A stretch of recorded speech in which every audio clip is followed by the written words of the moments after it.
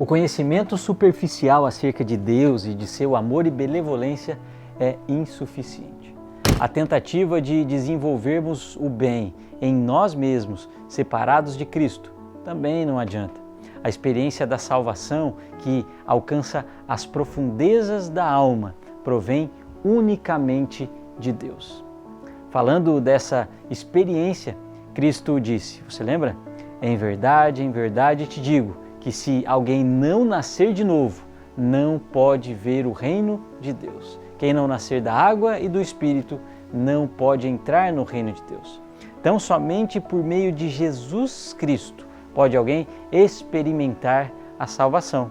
Afinal, há um outro texto bastante importante que diz assim: não há salvação em nenhum outro, porque abaixo do céu não existe nenhum outro nome dado entre os homens, pelo qual importa que sejamos salvos. E também as Escrituras afirmam que Jesus Cristo é o caminho, a verdade e a vida. Ninguém vem ao Pai senão por mim. E para iniciarmos a experiência individual da salvação, primeiramente precisamos entender o que é e qual a verdadeira motivação para o arrependimento. Pouco tempo antes de sua crucifixão, Jesus prometeu a seus discípulos o Espírito Santo, o qual se revelaria ao convencer o mundo do pecado, da justiça e do juízo. Quando, por ocasião do Pentecostes, o Espírito Santo convenceu as pessoas de sua necessidade em relação a um Salvador, e elas perguntaram a Pedro o que deveriam fazer, a resposta do apóstolo foi: arrependei-vos, pois, e convertei-vos, para serem cancelados os vossos pecados. Como de costume, vamos iniciar então o nosso estudo de hoje com uma oração. Pai querido, amado Deus, muito obrigado pela oportunidade de mais uma vez poder estudar a Tua Palavra. Dai-nos sabedoria e entendimento, perdoa por favor os nossos pecados conscientes ou inconscientes e nos ajude a colocar em prática o que vamos aprender hoje. Oramos e pedimos essas bênçãos em nome e por amor do nosso Senhor Jesus Cristo. Amém. O conceito de arrependimento foi a essência da mensagem de João Batista e a parte fundamental do ensino de Jesus.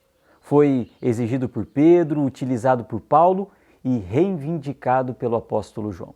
Nas Escrituras, esse conceito é fundamental para a salvação e, basicamente, encontramos dois elementos que podem ser considerados como pressupostos do arrependimento. O primeiro deles é o reconhecimento de que se é um pecador, conforme está no Salmo 51, do verso 3 e o verso 4. O segundo pressuposto para o arrependimento é a tristeza de um coração partido, conforme o profeta Joel retrata no capítulo 2, nos versos 12 e 13.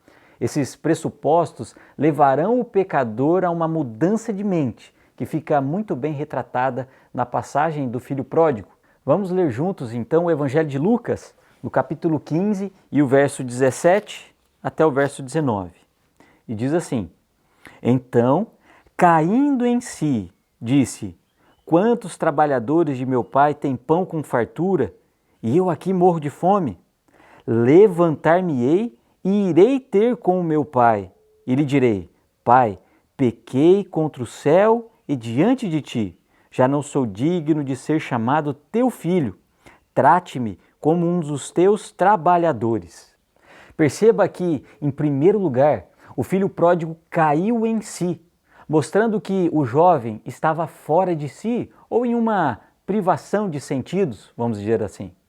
Arrepender-se, portanto, é perceber como se estava errado, alterando a forma de pensar, mudando de direção, de atitude. É um retorno à fonte da vida e do discernimento moral. É por isso que, depois de cair em si, a Bíblia descreve que o filho pródigo decidiu voltar para o pai. A atuação do Espírito Santo, portanto, convence aqueles que o recebem da seriedade do pecado, ao fazer-lhes sobrevir um senso da justiça de Deus e de sua própria condição sem esperança. A partir daí, recai sobre o pecador arrependido um sentimento de tristeza e culpa. Vamos ler juntos o que diz 2 Coríntios capítulo 7 e o verso 10. E diz assim: porque a tristeza, segundo Deus, produz arrependimento para a salvação. Veja só, que a ninguém traz pesar. O arrependimento de Davi face a seus pecados de adultério e assassinato exemplifica vividamente como esta experiência prepara o caminho para a vitória completa ao lado de Cristo. Convencido pelo Espírito, ele deplorou e lamentou o seu pecado e suplicou purificação. É o que podemos ler, por exemplo, no Salmo 51, do verso 1 ao verso 10. E a experiência subsequente de Davi demonstrou que o perdão divino não apenas apaga os pecados, como também provê o poder para manter a pessoa afastada do pecado. Mas é bom lembrar que, efetivamente, o pecador não pode, de si próprio, operar arrependimento. Afinal de contas, o arrependimento é um dom de Deus e é o Senhor que nos concede o dom do arrependimento. Vamos ler Atos dos Apóstolos, no capítulo 5 e o verso 31.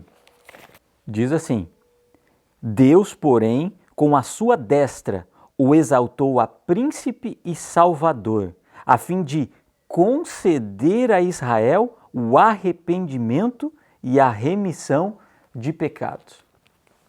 Nesse processo, então, o Espírito Santo conduz o pecador a Cristo, de modo que ele possa encontrar arrependimento ou verdadeira tristeza pelo pecado cometido. Mas qual é a verdadeira motivação para o arrependimento? Vamos então ler juntos o que Jesus afirmou no Evangelho de Lucas, no capítulo 5, verso 32. Diz assim: não vim chamar justos, e sim pecadores ao arrependimento. E leia também comigo João, capítulo 12, e o verso 32. E diz assim: e eu, Jesus falando de si mesmo, quando for levantado da terra, atrairei todos a mim mesmo. Coisa alguma atinge tão profundamente a alma quanto a sensação do amor perdoador de Cristo.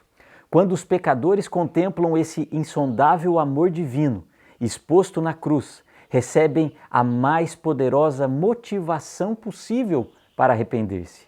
Esta é a bondade de Deus que nos conduz ao arrependimento, conforme está lá em Romanos capítulo 2, verso 4.